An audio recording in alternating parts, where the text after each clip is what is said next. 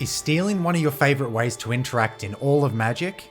Do you enjoy playing Archenemy with a commander that will inspire fear in the hearts of your opponents? Is Concession your favourite alternative win con? Then it's time for you to meet the Dark Lord of Metal himself, Memnarch.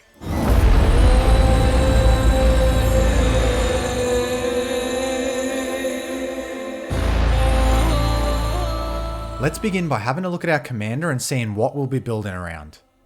Memnarch is a 4/5 artifact wizard that costs 7 generic mana to cast and has 2 activated abilities. The first costs 2 blue and 1 generic mana and says a target permanent becomes an artifact in addition to its other types. The second ability costs 3 generic and 1 blue and says gain control of target artifact. So our commander is pretty straightforward. It wants us to turn our opponent's permanents into artifacts, and then it wants us to steal those artifacts so we can gain the maximum benefit from them. But this ability isn't cheap. If we're lucky and there's already artifacts on board, it's going to cost us 4 mana per artifact to steal. But if it's a non-artifact permanent, then it's going to cost us a whopping 7 mana to steal, which is quite significant. Despite the cost, this effect is quite powerful and something that most decks aren't equipped to deal with. So the unfortunate reality is when you sit down at a table with Memnarch, you're going to feel like Archenemy most of the time. If that is the case, I say we fully build around our commander's ability. You either die the villain or you live long enough to see yourself become the hero. So if we're going to lean heavily into our commander, this means 2 things for our deck. Firstly, our commander is going to be our primary win condition because stealing most, if not all of the permanents on the board is going to be enough for most opponents to concede. And secondly, it means we're going to need a lot of ways to make big mana to feed into our commander's mana hungry abilities. So let's start by having a look at just how we're going to feed Memnarch. Arcane Signet, Cold Steel Heart, Felwar Stone, Ornithopter of Paradise, Prismatic Lens, Silver Mirror, Sky Diamond and Star Compass are all cheap mana rocks included to help us ramp early, with a preference on rocks that produce coloured mana. Everflowing Chalice is a mana rock that produces colourless based on the number of charge counters on it, and it has multi-kicker 2, which adds 1 charge counter for each time it was kicked. This is a mana rock that scales very well with the game because early, we can cast it for 2 mana to curve into our more expensive spells. But late game, we can make this a rock that taps for a lot of colourless mana, helping to feed Memnarch's abilities. Liquimetal Torque is a multifunctional mana rock that can tap for colourless, but we can also tap it to make a non-land permanent an artifact until end of turn. This works very well with our commander by saving us from having to pay for its first ability when trying to steal a non-artifact permanent. Mindstone is a mana rock that taps for colourless, but in a pinch it also helps us draw a card by paying 1 generic and sacrificing it, which we may need to do when we are desperate for the card draw. Thought Vessel taps for a colourless, but also gives us the ability to have no maximum hand size. While this mana rock is mostly in the deck because it is cheap, that static ability can still be relevant because nearly all of our card advantage is mass draw spells. Vidalcan Engineer is a 2 mana creature that taps for 2 mana of any one colour, but that mana can only be spent on artifact spells or activated abilities of artifacts. This is a very good rate on return, especially considering the mana is coloured, and with 33 artifacts in the deck, we should always be able to use the Engineer's mana somewhere. Worn Power Stone and Palladium Mirror are colourless producing mana sources that give us a good rate of return, costing 3 but tapping for 2 mana, which is important when trying to cast an expensive commander. Coalition Relic costs 3 mana and taps for 1 mana of any colour, but we can also tap it to add a charge counter, which will allow it to produce 2 mana of any colour the next turn. This rock is great for storing mana on turns when we don't need to spend it, saving it for the turns when we do. Metalworker can generate an incredible amount of mana with the right setup. For 3 mana, it taps and adds 2 colourless for each artifact we reveal in our hand. If we get this down early, it can often tap for 4 to 6 mana, but in the mid to late game with a card draw spell in hand, we can make it tap for mana in the double digits. Once your opponents see the power of Metalworker once or twice, it will very likely become a kill on sight card. Midnight Clock is a 3 mana rock that produces 1 blue mana, but during each upkeep it adds an hour counter to itself. Once it hits 12, we exile the clock, shuffle our hand and graveyard into our library and draw 7 cards. So this acts as both mana acceleration and card advantage, which is very useful in a deck that plans to dump out its hand as quickly as possible. Skyclave Relic is a 3 mana indestructible rock that taps for 1 mana of any colour, but if we kick it for 6 mana, we create 2 additional tapped copies of Skyclave Relic. So very much like Everflowing Chalice, this mana rock scales well into the mid to late game. And being indestructible is very welcome if we happen to face mass artifact removal spells that would otherwise severely hamper us. Empowered Auto Generator is a 4 mana artifact that enters tapped, but when we tap it, we add a charge counter to it and then it taps for X mana of any one colour, where X is the number of charge counters on it. Although this might seem like a strange inclusion because it initially generates mana slowly, the deck runs a good number of untap effects to take advantage of it. In addition, in the games that do go longer, this card will become quite a threat tapping for more and more mana as time goes on. Hedron Archive costs 4 mana and produces 2 colourless, but it also gives us the option to pay 2 to sack it and draw 2 cards, which is always a useful option to have. Thran Dynamo costs 4 but taps for 3 colourless mana, which is a great rate of return, allowing us to cast an early Memnarch or simply casting more artifacts from our hand. Another rock which has a great rate of return is Gilded Lotus, which costs 1 more at 5 mana but produces 3 mana of any one colour. Memnarch can get surprisingly colour hungry for blue, so the more rocks we can play that produce a massive blue mana, the better. Caged Sun is a 6 mana artifact that allows our blue producing lands, of which almost all are islands, to produce an additional blue when they are tapped for mana. Don't forget this when you have a Memnarch out and you can steal opponents' islands, as this gives you more and more mana to steal more things on later turns. Dreamstone Hedron is a 6 mana rock that taps for 3 colourless and can be sacked for 3 to draw 3 cards. So like Hedron Archive, this can be card advantage when we really need the cards and a mana rock in every other circumstance. Our last mana acceleration piece is the largest mana rock, Chromatic Ori. For 7 mana, this mana rock taps for 5 colourless, but it also has a very relevant passive ability. It allows us to spend mana as though it were mana of any colour. As mentioned earlier, this deck can get very blue hungry, and with this out we can easily activate Memnarch's ability without any regard for colour fixing, which is very powerful for the deck. Although it does cost 7 mana, it isn't hard to get to in a deck running 27 mana acceleration cards, with additional cards that can act as redundancy for mana production. In addition, while its card draw ability won't be relevant very often for us in a mono blue deck, it is nice to have as an option, especially if we have already stolen some of our opponent's non-blue permanents. So that rounds out our mana acceleration package, and at 27 cards it is quite a lot, but our commander being a mana sink means that we're always going to have somewhere to dump the mana, so we're never really going to get mana flooded. But sometimes we will need to draw cards to find interaction for our opponents or to redeploy a board state after being interacted with. And when we do cast those card draw spells, we are going to have access to a lot of mana. So let's look at our card draw spells that take advantage of this fact. Drown in Dreams, Pull from Tomorrow, and Stroke of Genius are all mass card draw spells where we can pay X and draw that many cards, discarding 1 in the case of Pull from Tomorrow. Importantly, these are low in blue pip requirements, which is important when capitalizing on big colourless producing mana cards like Metalworker, Thran Dynamo, and Everflowing Chalice. The mill effect from Drown in Dreams won't be relevant very often, especially because we have very few ways of capitalizing on our graveyard or our opponents, but if we happen to generate enough mana and an opponent has been drawing a lot of cards, we may be able to mill them out. Mystic Remora and Rhystic Study are cheap enchantments we can get down to draw us more ramp and answers to our opponents, which can be especially important in the early game against control players who may be able to answer our commander multiple times. One with the Machine is a 4 mana sorcery that can draw us cards based on the highest mana value of an artifact we control. So with our commander out, this will draw us 7 cards, which is a great rate for the cost. But even without our commander on board, the average mana value of our artifacts means we'll be drawing 3 cards on average, which is still a really good rate. Don't forget that we can also use an opponent's high mana value permanent to draw more cards if we steal it, because it will be an artifact after we have stolen it.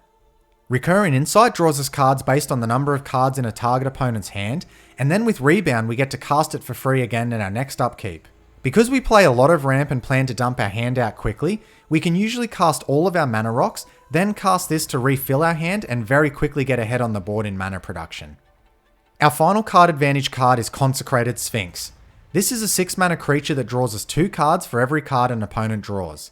Costing 6 mana is a very small drawback in this deck when our goal is to produce a lot of mana, and if Consecrated Sphinx sticks around for even a turn or 2, it is one of the best card advantage engines you can have in the game.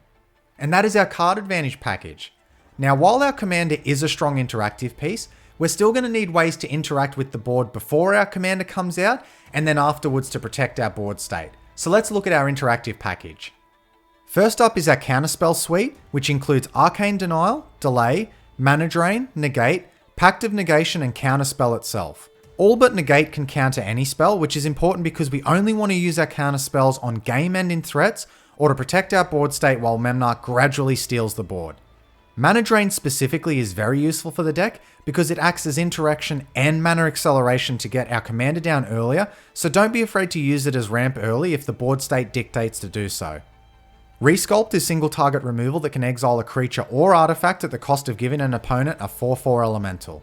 Like our counterspell package, we only really want to use this when we absolutely have to, as we'd rather steal the threat and use it against our opponents rather than exile it. Gilded Drake is a 2-mana steal effect that can serve to steal a problematic creature or commander from a commander-centric deck. This is a very powerful effect for the cost and is usually something your opponents won't expect, especially in the early game. Cyclonic Rift is our one-sided board wipe that can buy us more time if things have gotten out of control, and is something we can cast early as a tempo play because of all the mana acceleration we run. All is Dust ends up being a mostly one-sided board wipe for us due to all the artifacts we run, including our commander.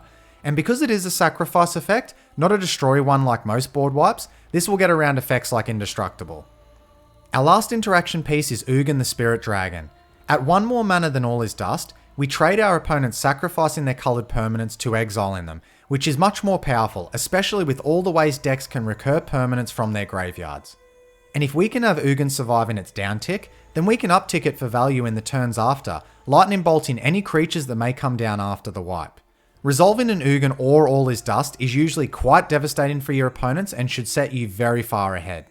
And that's our interactive package. Now, trying to keep Memnarch on board is going to be quite difficult, especially with the large target it is going to have on its back. So let's look at some of the cards that are going to protect our commander as well as our board state. Lightning Greaves and Swiftfoot Boots both cost 2 mana and when equipped, grant a creature Shroud and Hexproof respectively. These are cheap to get down and give us a repeatable way to protect our commander, even once it gets removed a few times. New Rock Stealth Suit is similar, costing 2 mana and granting Shroud to the equipped creature, but it also has additional utility. We can pay 2 blue mana repeatedly to equip it to any creature we control at instant speed. This is very useful when we start stealing opponents' creatures and want to protect them from single target removal. Our final protection piece is Padim, Console of Innovation.